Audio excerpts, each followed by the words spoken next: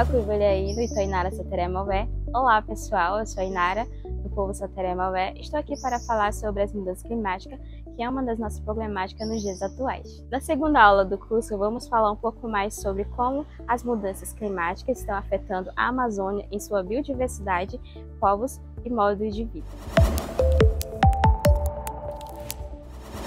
A Amazônia tem um papel muito importante na regulação do clima no planeta. Nossas florestas tropicais são essenciais para o sequestro de carbono.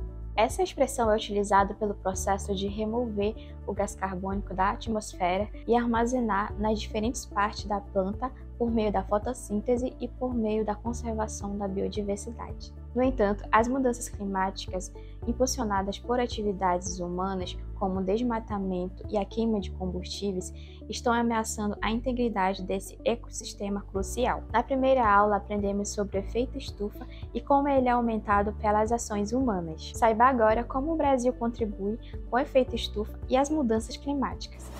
O Brasil está entre os 10 países com maiores emissões de gases de efeito estufa do mundo.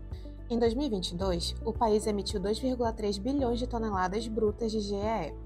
Desse total, 48% são provenientes do desmatamento e da mudança no uso da terra, o que continua sendo o principal fator das emissões brasileiras.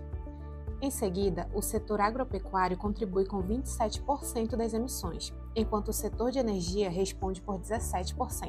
Do total das emissões brutas por mudança do uso da terra em 2022, 97% representam desmatamento, somando 1,81 bilhão de toneladas de gás carbônico emitido.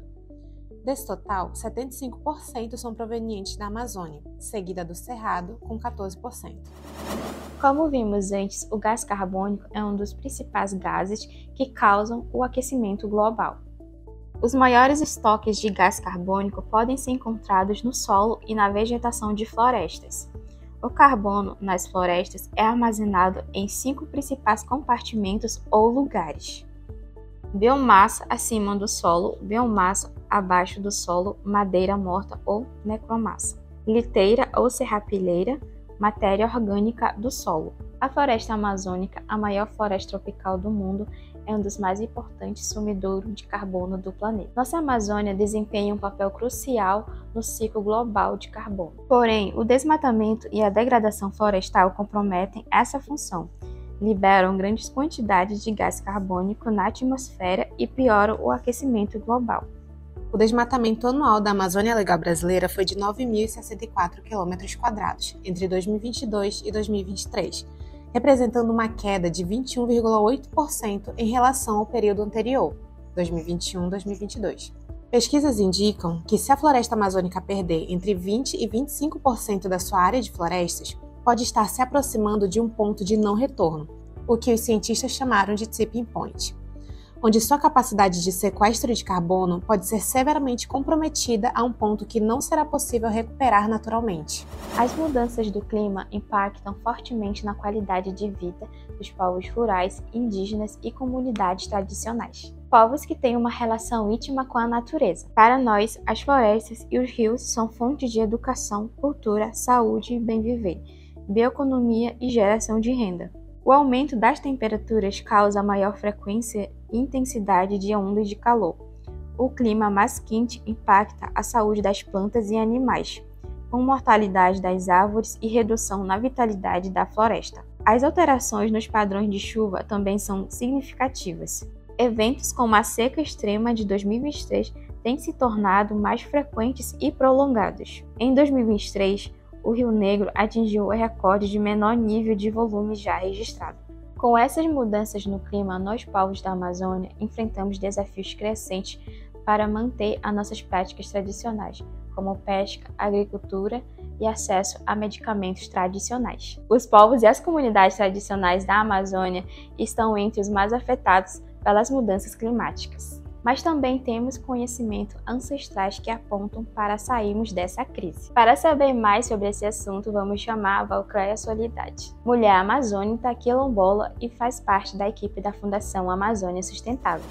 Como os povos e comunidades tradicionais da Amazônia são afetados pelas mudanças climáticas? A gente vive uma realidade bem diferente e repetitiva, especialmente nos últimos 2 anos, quando a gente tem de forma recorrente 2 secas extremas, né? E a gente vê que as populações tradicionais, que têm um papel muito grande na conservação, mas que de uma certa forma estão muito distantes de acesso às políticas públicas, elas acabam sendo mais afetadas, porque no momento como agora, que a gente está vivenciando na prática, de novo, uma seca extrema, a gente tem dificuldade de que essas populações que estão nesses biomas, que estão nesses territórios, de ter água potável, de ter acesso a um atendimento médico. A gente está com uma poluição do ar muito forte recentemente, isso está apontando, e as notícias todos os dias não falam de outra coisa a não ser disso. E essas populações que estão nesses lugares distantes são as principais afetadas, porque tem dificuldade de chegar na sede do município para um atendimento médico, tem dificuldade de muitas vezes sair da sua comunidade em busca de água potável, alimentação daquilo que eles não produzem. Então, de uma forma geral, o que está afetando essas populações são justamente esse distanciamento que eles têm físico do atendimento, mas especialmente das políticas públicas que muitas vezes não vão até onde eles estão. Então esse é o principal cenário que a gente enxerga quando a gente pensa de como que eles são afetados. Como os povos e comunidades tradicionais da Amazônia contribuem no combate às mudanças climáticas? Olha, eu vou falar inclusive com exemplos, né? Quando a gente está falando na questão de hoje, a gente ter, quando seca bastante, a mortandade de espécies como peixes, botos tiveram ano passado, pirarucus. E aí eu quero dizer que o papel, por exemplo, das populações tradicionais indígenas ou ribeirinhas no manejo do pirarucu, por exemplo. Vou trazer esse exemplo para mostrar exatamente, evidenciar isso que a gente está falando. Qual que é o papel das comunidades nesse processo? Eles têm feito um trabalho de conservação, que é um trabalho de longo prazo, e eles contribuíram, hoje a gente tem isso cientificamente comprovado, para o aumento, por exemplo, da espécie de pirarucus em lagos onde eles estão conservando, onde eles estão cuidando, onde eles estão guardando.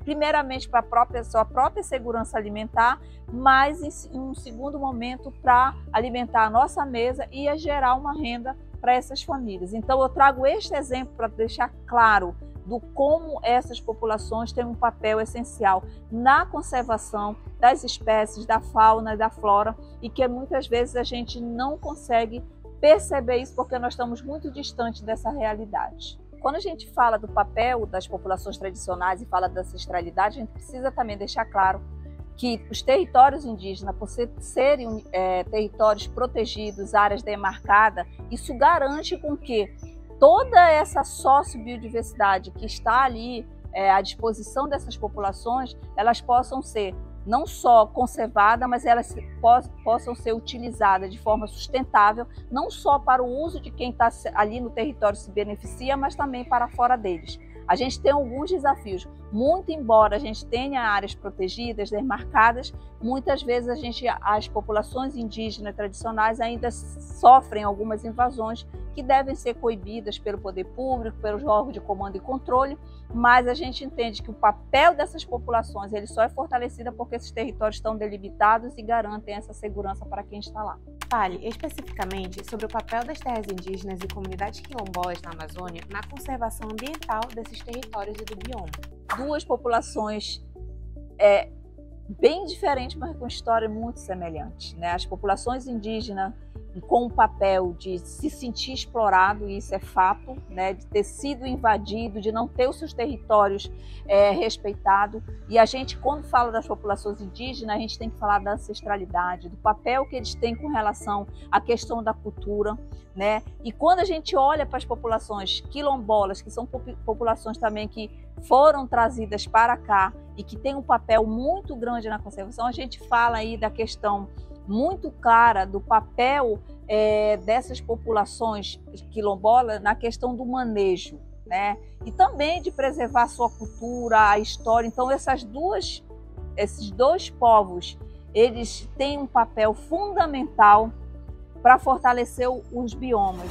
A atuação dos povos indígenas e comunidades tradicionais também se estende à esfera política, onde eles têm se mobilizado para garantir a implementação de políticas públicas que reconheçam e valorizem a nossa participação na conservação ambiental. Em eventos internacionais, como as Conferências do Clima das Nações Unidas, líderes indígenas têm destacado a importância de incluir suas perspectivas e conhecimentos tradicionais nas estratégias globais de combate às mudanças climáticas. Uma das principais ações para enfrentar as mudanças climáticas é combater o desmatamento ilegal. O fortalecimento da fiscalização ambiental e a aplicação de penas rigorosas para atividades ilegais, como a mineração e a exploração madeireira, são medidas necessárias para proteger a floresta. Tecnologia de monitoramento, como satélites e drones, tem sido usado para detectar e prevenir o desmatamento. Para reduzir a probabilidade de que um ponto de não retorno em grande escala da floresta amazônica seja ultrapassado, os cientistas do Painel Científico para a Amazônia propuseram 9 ações, incluindo reflorestamento e recuperação de áreas degradadas, o fortalecimento das cadeias produtivas sustentáveis, criação de novas áreas protegidas e corredores ecológicos, promoção de práticas agroflorestais, investimento em pesquisa e desenvolvimento de tecnologias sustentáveis, fortalecimento das organizações indígenas e comunitárias, implementação de políticas de incentivo econômico para a conservação, educação ambiental e sensibilização da população e a cooperação internacional para a proteção da Amazônia. Chegamos no final do segundo episódio de hoje. Antes de terminar, deixo aqui algumas perguntas para pensarmos juntos sobre as lições de hoje. Como a seca de 2023 afetou a sua comunidade ou município? Reflita sobre os impactos na disponibilidade de água, na agricultura e na pesca local e nos preços dos produtos.